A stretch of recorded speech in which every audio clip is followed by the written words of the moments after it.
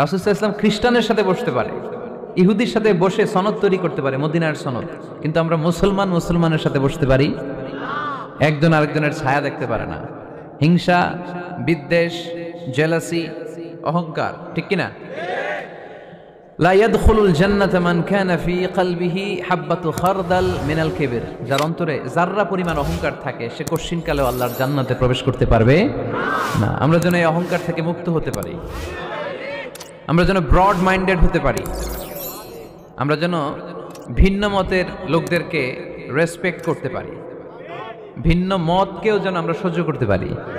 আমাদের দেশে এত কাদা ছোড়াছুড়ি, এত মারামারি কেন জানেন? আমরা ভিন্ন মতকে দমন করতে চাই, ভিন্ন মতকে আমরা স্পেস দিতে চাই না, ফলেই এত ঠেলাঠেলি। এজন্য মতামত বিভিন্ন থাকবে। This is the beauty of Islam, unity in diversity, unity in diversity. ঐক্য হবে বৈচিত্র্যের মাঝে, আমাদেরকে ঐক্য খুঁজতে হবে। এক একজন এক এক চেহারা। এই তুমি কালা হইলা কেন, তুমি খাটো হইলা কেন, তুমি লম্বু কেন, এরকম বললে চলবে? এই মেয়ে তুমি বিএনপি করো কেন, তুমি জামাত ইসলাম করো কেন, সব আওয়ামী লীগ হয়ে যাও, বলা যাবে? তুমি এই পিসাবের মুরিদ কেন, আমি যে যে পিসাবের মুরিদ হইছি ওইখানে আসো না কেন, বলা যাবে না। Unity in diversity. রাসূল সাল্লাল্লাহু আলাইহি ওয়াসাল্লাম ইহুদিদেরকে স্পেস দিয়েছেন, খ্রিস্টানদেরকে স্পেস দিয়েছেন। মনে রাখতে হবে, ঐক্য প্রক্রিয়ার নাম হচ্ছে, এটা এমন একটা প্রক্রিয়া যেখানে সবাই একই চিন্তা চেতনা পোষণ করবে এমনটা নয়, বরং এক একজনের এক এক চিন্তা, কিন্তু মৌলিক বিষয়ে সবাই এক।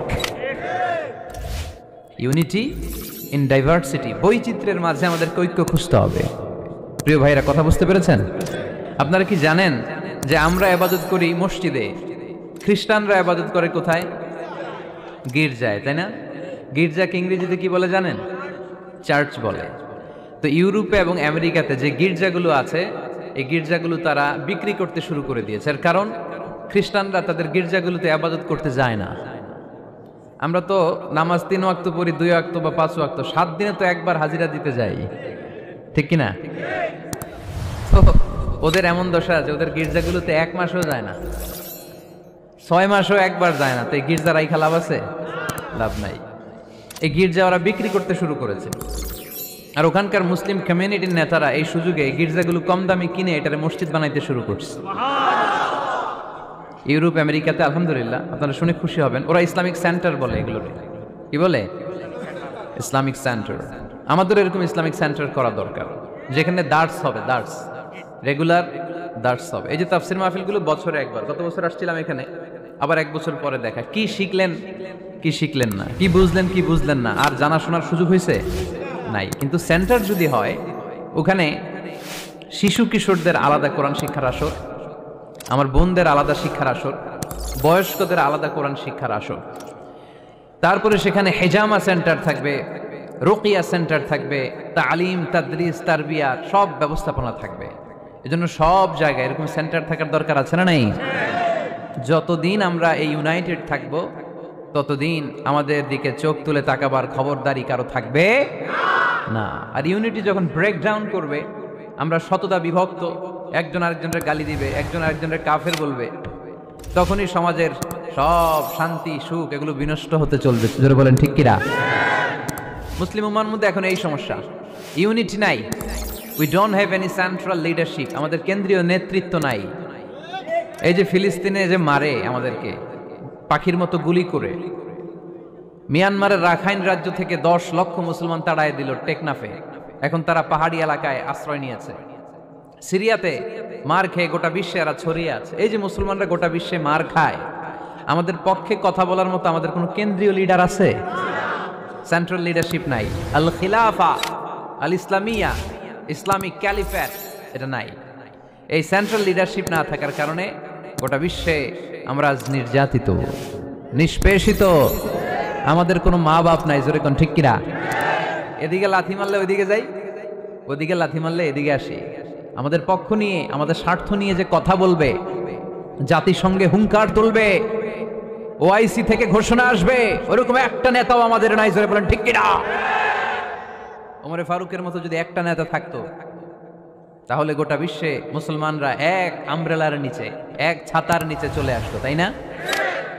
এমন সাহাবী ছিলেন বিষ্ণু ইসা ইসলাম তার ব্যাপারে বলেছেন, আসাদুহুম ফি আমরিল্লাহি উমর, আল্লাহর জমিনে আল্লাহর দ্বীন বাস্তবায়নের জন্য সবচাইতে কঠিন সাহাবী ছিল যিনি, তিনি হচ্ছেন উমর।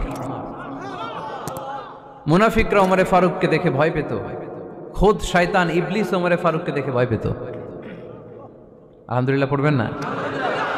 বিষ্ণু ইসলাম বলতেন, ওমর তুমি যদি এই রাস্তা দিয়ে হাঁটো আর শয়তান তোমারে দেখে, তাহলে শয়তান এই রাস্তা রেখে দিয়ে অন্য রাস্তা দিয়ে হাঁটে। লা নবিয়্যা বা'দি ওয়ালা রাসূলা, আল্লাহ রাসূল বললেন আমার পরে কোনো নবীও নাই, রাসূলও নাই, তবে আমার পরে কেউ যদি নবী হতো ওমর নবী হয়ে যেত। এরকম একজন ওমরের আমাদের দরকার, এরকম একজন ওমরের অপেক্ষায় আমরা। একজন হলেই চলবে, কয়জন লাগবে? যুগ জামানা পাল্টে দিতে চাই না অনেকজন, এক মানুষই আনতে পারে জাতির জাগরণ। এক মানুষই বিপদকালে বাঁচায় কাফেলায়, ক্ষুদ্র ডিঙ্গি বাঁচায় জাহাজ অসীম দরিয়ায়। কয়জন ওমর দরকার? আমরা সেই ওমরের জন্য অপেক্ষা করছি, যার নেতৃত্বে, যেই আল ইমাম আল মাহদি, যার নেতৃত্বে গোটা বিশ্বে শান্তি, সভ্যতা, ভদ্রতা আবার প্রতিষ্ঠিত হবে। এক ছাতার নিচে মুসলমানেরা থাকবে, কেউ কারো ব্যাপারে হৃদয়ে কোনো বিদ্বেষ রাখবে, ঘৃণা রাখবে, কেউ কাউকে গালি দিবে না। এই সুসম্পর্ক, এই ঐক্যের জন্যই ইসলাম। একসাথে উদখুলু ফিস সিলমি কাফা, পরিপূর্ণভাবে সবাই মিলে ইসলামের রশিকে আঁকড়ে ধরো, তাহলেই বরকত দিবে কে? ওমরে ফারুক বলতেন, নাহনু কওমুন আ'আজ্জানাল্লাহু বিল ইসলাম, আমরা তো এমন জাতি যে জাতিকে আল্লাহ তাআলা ইসলাম দিয়ে সম্মানিত করেছে। আমাদের সম্মান ইসলামে, এখন ইসলাম রেখে দিয়ে অন্য জায়গায় সম্মান খুঁজি, এজন্যই লাথি খাই, এজন্যই অপমানিত, এজন্যই নেতৃত্ব শূন্য। জোরে বলেন ঠিক কিনা? গোড়ার দিকে যদি না যাই, মূলের দিকে যদি ফিরে না আসে, আমাদেরকে গালি দেয় মৌলবাদ। মৌলবাদ মানে হচ্ছে যে মূলের দিকে ফিরে আসে, return back to the root. শিখড় থেকে, শেকড় থেকে শিখড়ে, শিখরে যেতে হলে আগে শেকড়ে যেতে হবে। জোরে বলেন ঠিক কিনা? এজন্য ঐক্যের কোনো বিকল্প নাই। আমি আমার আলোচনার শুরুতেই এই মেসেজটা আপনাদের কাছে ড্রপ করতে চাই যে আসুন আমরা কাদা ছোড়াছুড়ি ছেড়ে দেই, হিংসা বিদ্বেষ ভুলে যাই, হৃদয়টারে সবার জন্য উজাড় করে দেই। মুমিনদের হৃদয়ে থাকবে সবার জন্য ভালোবাসা। কি থাকবে? আল্লাহ রাসূল সাল্লাল্লাহু আলাইহি ওয়াসাল্লাম মক্কা থেকে যখন মদিনাতে গেলেন, তিনি দেখলেন দলে দলে লোকজন কালিমা পড়ে মুসলমান হচ্ছে, বড় একটা মুসলিম কমিউনিটি গড়ে উঠল। আল্লাহ রাসূল সাল্লাল্লাহু আলাইহি ওয়াসাল্লাম খেয়াল করে দেখলেন ওখানে শুধু মুসলিম কমিউনিটি নয়, ওখানে জিউস কমিউনিটি আছে, মানে ইহুদি কমিউনিটি। মদিনাতে ইহুদিরাও থাকতো। আবার খেয়াল করে দেখলেন আশেপাশে খ্রিস্টান কমিউনিটিও আছে। তাহলে মোট কয়টা কমিউনিটি হইল? রাসূল সাল্লাল্লাহু আলাইহি ওয়াসাল্লাম এই তিন দলকে নিয়ে একটা চার্টার করলেন, চার্টার। ইতিহাসে এটা মদিনা চার্টার নামে পরিচিত, মদিনা সনদ। সুবহানাল্লাহ পড়েন। তিন ধর্মের লোক, তিন জাতি একসাথে থাকে, আর আমরা এক বাঙালি এক দেশে থাকতে পারি না। এক দল আরেক দলরে বলে তুমি ভারতপন্থী, ওই দল আরেক দলরে বলে তুমি পাকিস্তানপন্থী। বাংলাদেশপন্থী কেউ হতে চায় না। আমরা কোন পন্থী? জোরে বলতে হবে। দেশের স্বার্থটারে সামনে নিয়ে আসতে হবে। তো সম্মানিত সুধী, রাসূল সাল্লাল্লাহু আলাইহি ওয়াসাল্লাম ইহুদিদের সাথে বসেছেন। মদিনা চার্টারে যদি তিন ধর্মের লোক থাকে, মানে Muslim community, Jews community and the Christian community যদি থাকে, তার মানে মদিনা সনদের মধ্যে স্বাক্ষর করেছিল তিন কমিউনিটির নেতারা। ইহুদিরাও ছিল, খ্রিস্টানরাও ছিল। তো আল্লাহ রাসূল সাল্লাল্লাহু আলাইহি ওয়াসাল্লাম ইহুদিদের সাথে বসেছেন, চুক্তি করেছেন 10 বছরের লম্বা সময়ের। খ্রিস্টানদের সাথে চুক্তি করেছেন। আপনারা কি ঐক্যের পক্ষে না বিপক্ষে? আমরা যেন ঐক্যবদ্ধ হতে পারি, আল্লাহ তুমি তৌফিক দান করো।